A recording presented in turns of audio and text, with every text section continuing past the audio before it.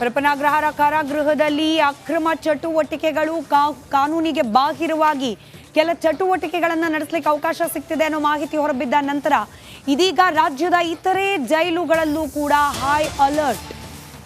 ಕೇವಲ ಬೆಂಗಳೂರಿನ ಪರಪನಾಗ್ರಹಾರ ಮಾತ್ರವಲ್ಲ, ಇದರ ಪರಿಣಾಮ ಮೈಸೂರಿನ ಸೆಂಟ್ರಲ್ ಜೈಲ್ ಮೇಲೂ ಕೂಡ ಬಿದ್ದಿದೆ. ಮೈಸೂರಿನ ಸೆಂಟ್ರಲ್ ಜೈಲ್ ಮೇಲೆ ಪೊಲೀಸರು ದಾಳಿ ನಡೆಸಿದ್ದಾರೆ. ಮೈಸೂರು ಜೈಲಿಗೆ ಡಿಸಿಪಿ ಮುತ್ತುರಾಜ್ ದಿಢೀರ್ ಭೇಟಿ. ಡಾಗ್ ಸ್ಕ್ವಾಡ್ ಜೊತೆ ಜೈಲು ಪರಿಶೀಲನೆ ನಡೆಸಿದ್ದಾರೆ ಡಿಸಿಪಿ. ಕೈದಿಯ ಚಲನವಲನದ ಬಗ್ಗೆ ನಿಗಾ ಇಡುವಂತೆ ಸೂಚನೆಯನ್ನ ನೀಡಿದ್ದಾರೆ. ಮೈಸೂರು ಜೈಲಿನಲ್ಲೂ ಕೂಡ ಕಾಟಾಚಾರಕ್ಕೆ ಅನ್ನೋ ರೀತಿಯಲ್ಲಿ ಜಾಮರ್ ಹಾಕಿದ್ದಾರಂತೆ. 2 ವರ್ಷದಿಂದ ಮೊಬೈಲ್ ಜಾಮರ್ ಕೆಲಸನೇ ಮಾಡ್ತಿಲ್ಲ. ಅಲ್ಲಿ ಹೆಸರಿಗೊಂದು ಜಾಮರ್ ಇದೆ.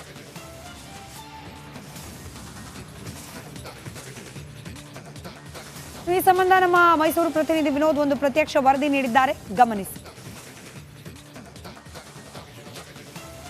ಬೆಂಗಳೂರಿನ ಪರಪ್ಪನ ಅಗ್ರಹಾರದಲ್ಲಿ ನಟ ದರ್ಶನ್ಗೆ ರಾಜಾತಿಥ್ಯವನ್ನು ಕೊಡಲಾಗ್ತಾ ಇತ್ತು. ಅದಕ್ಕೆ ಸಂಬಂಧಪಟ್ಟ ಹಾಗೆ ಫೋಟೋ ಮತ್ತು ವಿಡಿಯೋ ಕೂಡ ಸಾಕಷ್ಟು ವೈರಲ್ ಆಗಿತ್ತು. ಇದಾದ ಬಳಿಕ ಜೈಲಿನ 7 ಅಧಿಕಾರಿಗಳನ್ನ ಈಗಾಗಲೇ ಸಸ್ಪೆಂಡ್ ಮಾಡಲಾಗಿದೆ. ಈ ಸಂಬಂಧವಾಗಿ ಇವತ್ತು ಮೈಸೂರಿನ ಕೇಂದ್ರ ಕಾರಾಗೃಹದಲ್ಲೂ ಕೂಡ ಅಧಿಕಾರಿಗಳು ದಿಢೀರ್ ದಾಳಿಯನ್ನು ಮಾಡಿದ್ದಾರೆ. ಸಾರಿಗೆ ಸದ್ಯ ಮೈಸೂರಿನ ಕೇಂದ್ರ ಕಾರಾಗೃಹದಲ್ಲಿದ್ದೇನೆ. ನಿಶ್ವಾಸ ಗಮನಿಸ್ತಾ ಇರ್ಬೋದು. ಈಗಾಗಲೇ ಬೆಳಿಗ್ಗೆ 5 ಗಂಟೆಗೆ ಬಂದಂತಹ ಪೊಲೀಸರು ಕೇಂದ್ರ ಕಾರಾಗೃಹದ ಒಳಭಾಗಕ್ಕೆ ಹೋಗಿ ಸಾಕಷ್ಟು ತಲಾಶೆ ನಡೆಸಿದ್ದಾರೆ. ಯಾವುದೇ ರೀತಿಯಾದಂತಹ ವಸ್ತುಗಳು ಪತ್ತೆಯಾಗಿಲ್ಲ ಅಂತೇಳಿ ಈಗಾಗಲೇ ಎಲ್ಲ ಅಧಿಕಾರಿಗಳು ಕೂಡ ಈಗಾಗಲೇ ವಾಪಸ್ ತೆರಳಿರುವಂಥದ್ದು. ಭಾಳ ಪ್ರಮುಖವಾಗಿ ಮೈಸೂರಿನ ಕಾರಾಗೃಹದಲ್ಲೂ ಕೂಡ ಮೊಬೈಲನ್ನು ಬಳಕೆ ಮಾಡ್ತಾ ಇದ್ದೀನಿ ಸಾಕಷ್ಟು ಆರೋಪಗಳು ಕೇಳಿ ಬರ್ತಾ ಇತ್ತು. ಇದಕ್ಕೆ ಪುಷ್ಟಿ ನೀಡುವಂತೆ ಈಗಾಗಲೇ ಜೈಲಿನ ಮುಂಭಾಗದಲ್ಲಿರುವಂತಹ ಈ ಒಂದು ಜಾಮರನ್ನು ಗಮನಿಸ್ಬೋದು. ನಮ್ಮ ಕ್ಯಾಮ್ರಾ ಪರ್ಸನ್ ಅದನ್ನು ಪ್ಯಾನ್ ಮಾಡಿಕೊಂಡು ತೋರಿಸ್ತಾರೆ. ಈ ಜಾಮರ್ ಏನಿದೆ, ಈ ಜಾಮರ್ ಸದ್ಯಕ್ಕೆ ವರ್ಕ್ ಆಗ್ತಾ ಇಲ್ಲ ಅನ್ನುವಂತಹ ಮಾಹಿತಿಗಳು ಲಭ್ಯ ಆಗ್ತಾ ಇದೆ. ಭಾಳ ಪ್ರಮುಖವಾಗಿ 2G ಮತ್ತು 3G ಮೊಬೈಲ್ಗಳನ್ನು ಮಾತ್ರ ನಿಯಂತ್ರಿಸುವಂತಹ ಜಾಮರ್ ಆಗಿದೆ ಇದು. ಈಗಾಗಲೇ 5G ಯುಗಕ್ಕೆ ಬಂದಿರುವಂತಹ ಕಾಲ ಇದು. ಎಲ್ಲರ ಕೈಲೂ ಕೂಡ ಈಗ ಆಂಡ್ರಾಯ್ಡ್ ಮೊಬೈಲ್ ಇದೆ. ಪ್ರತಿಯೊಬ್ಬರು ಕೂಡ ಐಫೋನಲ್ಲಿ ಯೂಸ್ ಮಾಡ್ತಾ ಇದ್ದಾರೆ. ಪ್ರತಿಯೊಬ್ಬರು ಕೂಡ ಸಾಕಷ್ಟು ಅಪ್ಡೇಟ್ ಆಗಿದ್ದಾರೆ.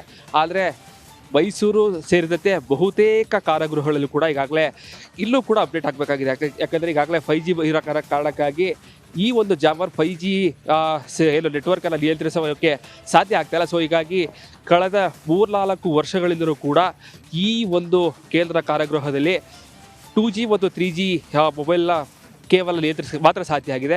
ಇದೆಲ್ಲ ಹೊರತುಪಡಿಸಿದಂತೆ ಈಗಾಗಲೇ 5G ಬಂದಿರೋ ಕಾರಣಕ್ಕಾಗಿ ಈಗಾಗಲೇ ಜಾಮರ್ ಕೂಡ ಇರುವಂಥದ್ದು. ಜಾಮರ್ ಕೂಡ ಯಾವುದೇ ಕಾರಣಕ್ಕೂ ಕೂಡ ಇಲ್ಲೂ ಕಳೆದ 3-4 ವರ್ಷಗಳಿಂದಲೂ ಕೂಡ ಇದು ವರ್ಕ್ ಆಗ್ತಾ ಇರುವಂತಹ ಮಾಹಿತಿಗಳು ಲಭ್ಯ ಆಗಿರುವಂಥದ್ದು. ಈಗಾಗಲೇ ಮೈಸೂರು ಜೈಲಿನ ಅಧೀಕ್ಷಕರು ಕೊಟ್ಟಿರುವಂತಹ ಮಾಹಿತಿಗಳ ಪ್ರಕಾರವಾಗಿ ಈ ಬಗ್ಗೆ ನಾವು ಈಗಾಗಲೇ ಸರ್ಕಾರಕ್ಕೂ ಕೂಡ ನಾವು ಮಾಹಿತಿಯನ್ನು ಕೊಟ್ಟಿದ್ದೇವೆ.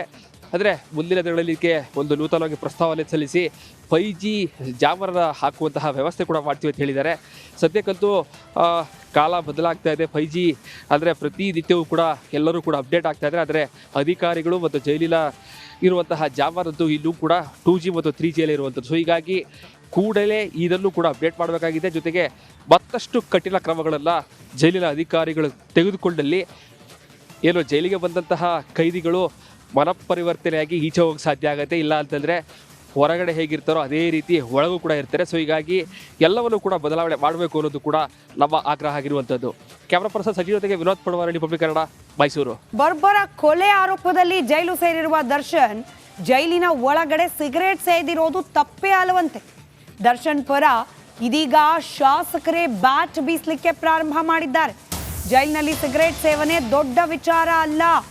ಶಾಸಕ ಉದಯ್ ಅವರ ಹೇಳಿಕೆ ಇದು. ಕರ್ಕೊಂಡು ಹೋಗಿ ನಿಮ್ಮ ಮನೇಲಿ ಕೂರಿಸ್ಕೊಂಡು, ನಿಮ್ಮ ಮನೆ ಮಂದಿ ಕುಟುಂಬಸ್ಥರು ಎಲ್ಲರನ್ನೂ ಕೂರಿಸ್ಕೊಂಡು ಅವ್ರ ಮುಂದೆ ದರ್ಶನ್ನ ಕೂರಿಸಿ ಸಿಗರೇಟ್ ಸೇರಿಸಿ ತಪ್ಪಲ್ಲ. ನಿಮ್ಮ ಮನೆ ಜನರ ಮೇಲೆ ಹಿಂಗೆ ಅಟ್ಯಾಕ್ ಮಾಡಿಸಿ ಇವತ್ತು ರೇಣುಕಾ ಸ್ವಾಮಿಗೆ ಹೆಂಗೆಲ್ಲ ಬರ್ಬರವಾಗಿ ಮರ್ಡರ್ ಮಾಡಲಾಗಿದೆ ಅನ್ನೋ ಆರೋಪ ಇದೆಯಲ್ಲ, ನಿಮ್ಮ ಕುಟುಂಬಸ್ಥರಿಗೇನೆ ಹಂಗಾಗ್ಲಿ ನೋಡೋಣ, ತಪ್ಪಲ್ಲ ಅಂತ ಹೇಳ್ತೀರಾ? ಪ್ರಶ್ನೆ ಕೇಳಬೇಕಲ್ವಾ? ಇಷ್ಟು ಚಿಕ್ಕ ವಿಚಾರಕ್ಕೆ ಅಷ್ಟು ದೊಡ್ಡ ಸುದ್ದಿ ಯಾಕೆ? ಕೇಳಿಸ್ಕೊಳ್ಳಿ ಶಾಸಕರ ಮಾತು. ಬಿಡಿ ಸಿಗರೇಟ್ ಸೇರ್ತಾರೆ, ಟೀ ಕುಡಿತಾರೆ, ಎಲ್ಲೋ ಇದೆಲ್ಲ ಇರುವಂಥ ದಿನನಿತ್ಯ ಮಾಡುವಂಥ ಕೋಟ್ಯಾಂತರ ಜನ ಸೇರೋದು ಇದೆಲ್ಲ ಇಶ್ಯೂನ ಇದನ್ನೆಲ್ಲ ಮೀಡಿಯಾದಲ್ಲಿ ಇಶ್ಯೂ ಮಾಡ್ಕೊಂಡು ಅದಕ್ಕೆ ಉತ್ತರ ಕೊಟ್ಕೊಂಡು ಕೇಂದ್ರ ಮಂತ್ರಿಗಳು ವಿರೋಧ ಪಕ್ಷದ ನಾಯಕರುಗಳು ಇದ್ರ ಬಗ್ಗೆ ಮಾತಾಡುವಂಥ ಬೇರೆ ಇಲ್ವಾ? ಚರ್ಚೆ ಮಾಡೋಕ್ಕೆ ಬೇಕಾದಷ್ಟು ಇಶ್ಯೂಸ್ ಇದೆ. ರೈತರ ಸಮಸ್ಯೆಗಳು, ನಾವು ಭಾಳಷ್ಟು ಅಭಿವೃದ್ಧಿಲಿ ಹಿಂದುಳಿದಿದ್ದೀವಿ, ಇದ್ರ ಬಗ್ಗೆ ಚರ್ಚೆ ಮಾಡಬೇಕು. ಅದು ಬಿಟ್ಬಿಟ್ಟು ಇವೆಲ್ಲ ಈ ಸಿಗರೇಟ್ ಸೇದೋದು ಒಂದು ದೊಡ್ಡ ವಿಚಾರನ. ಸಿಗರೇಟ್ ಬ್ಯಾನ್ ಮಾಡಬೇಕಿತ್ತು ಹಂಗಿದ್ರೆ ಇವರು. ಅಂಥವಕ್ಕೆಲ್ಲ ಅವಕಾಶ ಕೊಡಬಾರ್ದು. ಸುಮ್ಮನೆ ಅದೆಲ್ಲ ಏನು ಇವೆಲ್ಲ ಚಟಗಳು ನೋಡ್ರಿ, ಎಲ್ಲ ಚಟ. ಈಗ ಒಬ್ಬ ಕೂಲಿ ಕಾರ್ಮಿಕನಿಂದ ಭಿಕ್ಷೆ ಎತ್ತುನಿಂದ ಹಿಡಿದು ದೊಡ್ಡ ಹುದ್ದೆಲಿರೋರು ಈ ಚಟಗಳು ಇರ್ತವೆ. ಸಿಗರೇಟ್ ಸೇವನೆ ಮಾಡೋದು ಇವೆಲ್ಲ ಇರ್ತವೆ. ಸೊ ಅವೆಲ್ಲ ಏನು ಹೇಳುವಂಥದ್ದಲ್ಲ. ಎಲ್ಲೋ ಕದ್ದು ಮುಚ್ಚಿ ಸೇದಿರ್ತಾರೆ ಸಿಗರೇಟ್ಗಳು. ಯಾರೇ ಆದರೂ ಅಷ್ಟೇ, ಈಗ ವಿಧಾನಸೌಧಕ್ಕೆ ಬರ್ತಾರೆ, ಎಲ್ಲೋ ಬಾತ್ರೂಮಲ್ಲಿ ಹೋಗಿ ಸಿಗರೇಟ್ ಸೇದಿ ಬರ್ತಾರೆ. ಏನು ಮಾಡ್ತೀರಾ?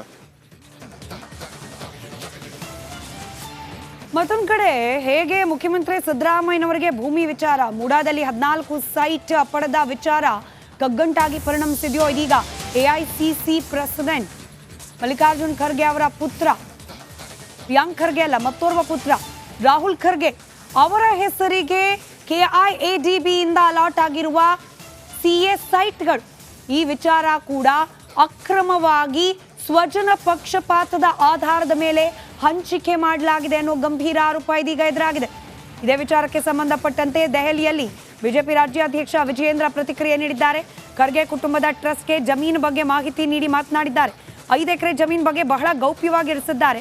ಜಾಹೀರಾತು ಕೊಟ್ಟಿಲ್ಲ, ಯಾರಿಂದ ಅರ್ಜಿ ಪಡೆದಿಲ್ಲ, ಎಲ್ಲವೂ ಕೂಡ ಗೌಪ್ಯವಾಗಿ ಮಾಡಲಾಗಿದೆ. ಕೇಳಿಸ್ಕೊಳ್ಳಿ ಬಿಜೆಪಿ ರಾಜ್ಯಾಧ್ಯಕ್ಷ ವಿಜಯೇಂದ್ರ ಅವರ ಮಾತು. ಪ್ರಿಯಾಂಕಾ ಖರ್ಗೆ ಅವರ ಹೇಳಿಕೆಯನ್ನು ಕೂಡ ನಾನು ಗಮನಿಸಿದ್ದೇನೆ. ಇಲ್ಲಿ 5 ಎಕರೆ ಅವರ ಟ್ರಸ್ಟಿಗೆ, ಮಲ್ಲಿಕಾರ್ಜುನ್ ಖರ್ಗೆ ಕುಟುಂಬದ ಒಡೆತನದ ಟ್ರಸ್ಟಿಗೆ 5 ಎಕರೆಯನ್ನು ಅಲಾಟ್ ಆಗಿದೆ. ಇದು ಅಕ್ರಮವಾಗಿ ಆಗಿದೆಯೋ? ಆ KDB ಲ್ಯಾಂಡ್ 5 ಎಕರೆ ಲ್ಯಾಂಡನ್ನು ಅವ್ರಿಗೆ ಅಲಾಟ್ ಮಾಡೋಕ್ಕೂ ಮುಂಚೆ ಎಷ್ಟು ಅರ್ಜಿಗಳನ್ನು ಕರೆದಿದ್ದರು, ಯಾರ್ಯಾರು ಟ್ರಸ್ಟ್ ಈ ಜಮೀನಿಗೆ CA ನಿವೇಶನ ಅಂತ ಕರೆದ್ರೆ 5 ಎಕರೆ CA ಜಮೀನು ಏನು ಖರ್ಗೆ ಕುಟುಂಬಕ್ಕೆ ಅಲಾಟ್ ಆಗಿದೆ, ಯಾರ್ಯಾರು ಅರ್ಜಿದಾರರಿದ್ದರು, ಇವೆಲ್ಲವೂ ಕೂಡ ಮಾಹಿತಿ ಪಡೆದುಕೊಳ್ಬೇಕಾಗ್ತದೆ. ಅದಕ್ಕೂ ಇವರು ಕೂಡ ಉತ್ತರ ಕೊಡಬೇಕಾಗ್ತದೆ. ಯಾರಿಗೂ ಗೊತ್ತಿಲ್ಲದೇ ಕದ್ದು ಮುಚ್ಚಿ 5 ಎಕರೆನ ಹೌದು CA ನಿವೇಶನ ಅಂತೇಳಿ ಅಲಾಟ್ ಮಾಡಿದ್ದಿದ್ರೆ, ಯಾಕೆ CA ನಿವೇಶನ ಅಂತ ಹೇಳಿದ್ರೆ ಇದು ಪತ್ರಿಕೆಗಳ ಪ್ರಕಟಣೆ ಹೊಡಿಸ್ಬೇಕಾಗ್ತದೆ. ಇದೆಲ್ಲದ್ರ ಬಗ್ಗೆ ಮಾಹಿತಿ ತೆಗೆದುಕೊಳ್ತಾ ಇದ್ದೇವೆ, ಬರೋದ್ರಿಂದಲೇ ಮಾತನಾಡ್ತೇವೆ. ಖರ್ಗೆ ಫ್ಯಾಮಿಲಿಗೂ ಅಂಟಿದೆ ಭೂಕಂಟಕ. ಇದೇ ವಿಚಾರಕ್ಕೆ ಸಂಬಂಧಪಟ್ಟಂತೆ ಪ್ರಿಯಾಂಕ್ ಖರ್ಗೆ ರಾಜೀನಾಮೆ ಕೊಡಬೇಕು ಅಂತ ಹೇಳಿ ಬಿಜೆಪಿ ಇದೀಗ ಪಟ್ಟು ಹಿಡಿದು ಕೂತಿದೆ. ಸಿದ್ಧಾರ್ಥ ವಿಹಾರ ಟ್ರಸ್ಟ್ಗೆ 5 ಎಕರೆ ಭೂಮಿ ಹಂಚಿಕೆ ವಿವಾದಕ್ಕೆ ಸಂಬಂಧಪಟ್ಟಂತೆ ಇದು ಮೂಡಾ ರೀತಿಯಲ್ಲೇ ಮತ್ತೊಂದು ಹಗರಣ. ಈ ಭೂಮಿಯ ಮಾರುಕಟ್ಟೆ ಬೆಲೆ ಬರೋಬ್ಬರಿ 100 ಕೋಟಿ ಇದೆ. ಸಿದ್ಧಾರ್ಥ ವಿಹಾರ ಟ್ರಸ್ಟ್ ಆಧ್ಯಾತ್ಮಿಕ ಸಂಸ್ಥೆ, ಆದರೆ ಅಲಾಟ್ ಆಗಿರೋದು ಕೈಗಾರಿಕೆ, ಅದರಲ್ಲೂ hi-tech defence aerospace park. Hi-tech defence aerospace park ನಿರ್ಮಾಣಕ್ಕೆ ಅಂತ ಭೂಮಿ ಕೊಟ್ಟಿದ್ದಾರೆ. ಒಂದು ಆಧ್ಯಾತ್ಮಿಕ ಸಂಸ್ಥೆ ಡಿಫೆನ್ಸ್ ಹೈಟೆಕ್ ಏರೋಸ್ಪೇಸ್ ಹೇಗೆ ಮಾಡ್ಲಿಕ್ಕೆ ಸಾಧ್ಯ? ಪ್ರಶ್ನೆ ಬಿಜೆಪಿ ಅದು. ಛಲವಾದಿ ನಾರಾಯಣ ಸ್ವಾಮಿ ಮಾತನಾಡಿದ್ದಾರೆ. ಇದೇ ವಿಚಾರಕ್ಕೆ ಸಂಬಂಧಪಟ್ಟಂತೆ ಕೇಳಿಸ್ಕೊಳ್ಳಿ. ಎಐಸಿಸಿ ಅಧ್ಯಕ್ಷ ಮಲ್ಲಿಕಾರ್ಜುನ್ ಅವರ ಸಿದ್ಧಾರ್ಥ ವಿಹಾರ್ ಟ್ರಸ್ಟ್ಗೆ ಸಂಬಂಧಪಟ್ಟಂತೆ ಬೆಂಗಳೂರಿನಲ್ಲಿ ಏರೋಸ್ಪೇಸ್ ಪಾರ್ಕಲ್ಲಿ 5 ಎಕರೆ ಜಮೀನು ಮಂಜೂರು ಮಾಡಿದ ಸರ್ಕಾರ ಏನಿದೆ ಅದು ಸಾಕಷ್ಟು ವಿವಾದಕ್ಕೆ ಕಾರಣ ಆಗಿರುವಂಥದ್ದು. ಈ ಬಗ್ಗೆ ಮಾತಾಡೋಕ್ಕೆ ಪ್ರತಿಪಕ್ಷ ನಾಯಕರಾದಂಥ ಬಿಜೆಪಿ ಮುಖಂಡರಾದಂಥ ಛಲವಾದಿ ನಾರಾಯಣ ಸ್ವಾಮಿ ಇದ್ದಾರೆ. ಸರ್, ಈ ಟ್ರಸ್ಟ್ಗೆ ಭೂಮಿ ಕೊಟ್ಟಿರುವಂಥದ್ದು ತಪ್ಪಂತ ಅನ್ಸುತ್ತೆ ಅಥವಾ ಏನು ಇದರಲ್ಲಿ ಏನು ಅನ್ಸುತ್ತೆ ನಿಮಗೆ? ಇದಕ್ಕೆ ನೋಡಿ, ಸಿದ್ಧಾರ್ಥ ವಿಹಾರ್ ಟ್ರಸ್ಟು ಧಾರ್ಮಿಕ ದತ್ತಿ ಅದು.